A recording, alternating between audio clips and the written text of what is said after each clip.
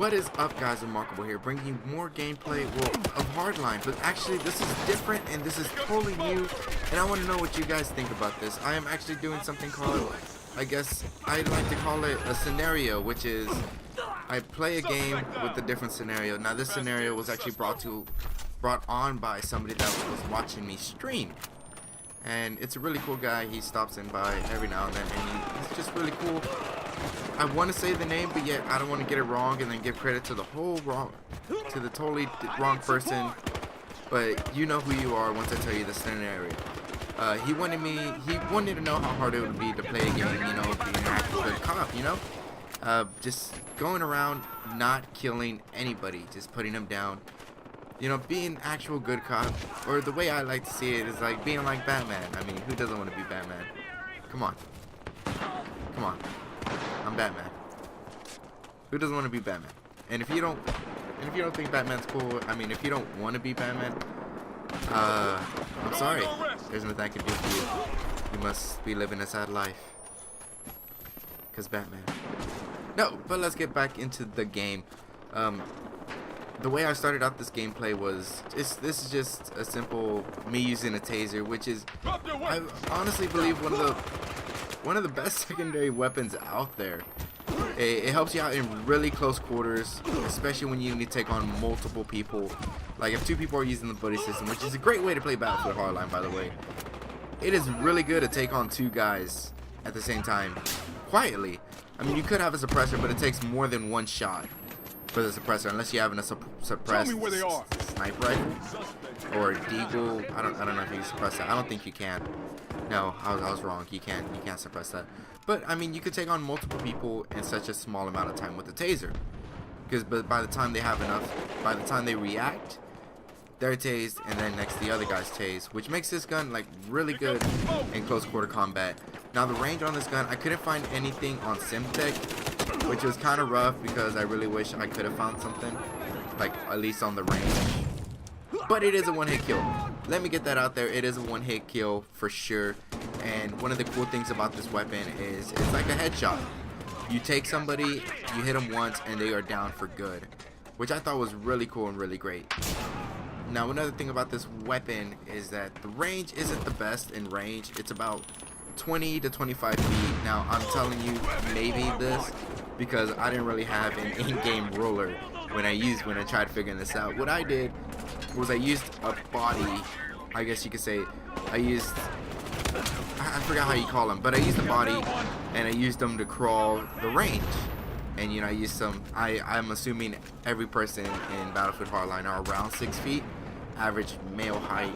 Well, it's not average male height, but it's, I don't know how to put it, but it's a decent height. It was the way I estimated this.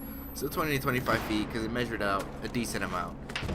And now the only problem with this weapon I could see is that you shoot only once, and then you have to reload, while other sidearms, you can shoot multiple shots. Now, this is good.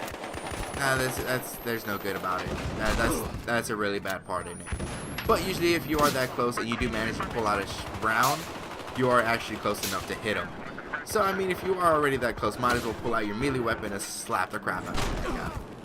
Now another weird thing which I don't know if every time I melee'd somebody, whenever I use the taser, if I would use the taser and I would so happen to miss, and then I would hit them, it's like hitting them with a stun gun.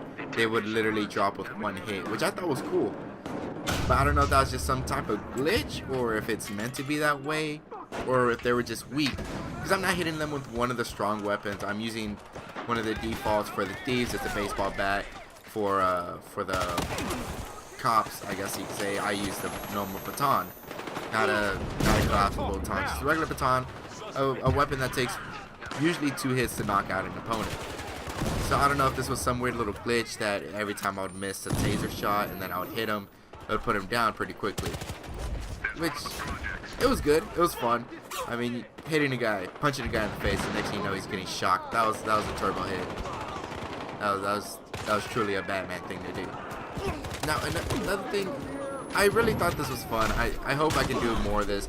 If you have any ideas about it, guys, go ahead and post down below what you would like a different scenario to be, and I would gladly try it out. If you don't want to try it out, gladly do. I think it's fun. I think putting yourself through different tasks has its own rewards. Speaking of rewards, using this class, I think when you use such a class, which makes it really hard on yourself, it makes it so much rewarding when you do get those kills.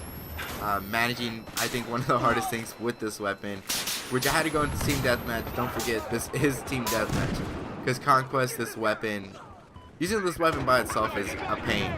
Now, usually if you are using this weapon and you think it's really cool, having it as a secondary makes it 10 times better, because I am using it as a secondary, but I'm only using that in a melee weapon, which made it a lot harder to get kills. So now if you are using this weapon, and you're probably using it as a sidearm to an assault rifle or to any other weapon that shoots automatically, or a sniper rifle, which gives you a pretty decent firepower. Now, this weapon does lack firepower, but you're able to use it. You know, when you combine it with another weapon with super firepower, then everything's okay.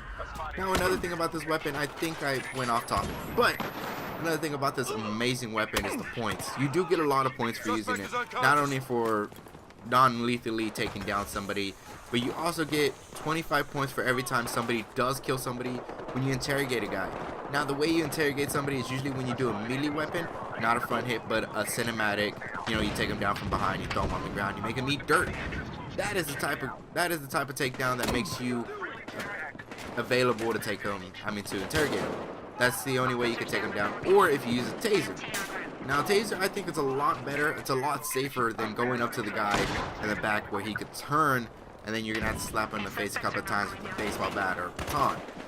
And when you can just use a taser, take him down from like 10 feet, and then you can interrogate him.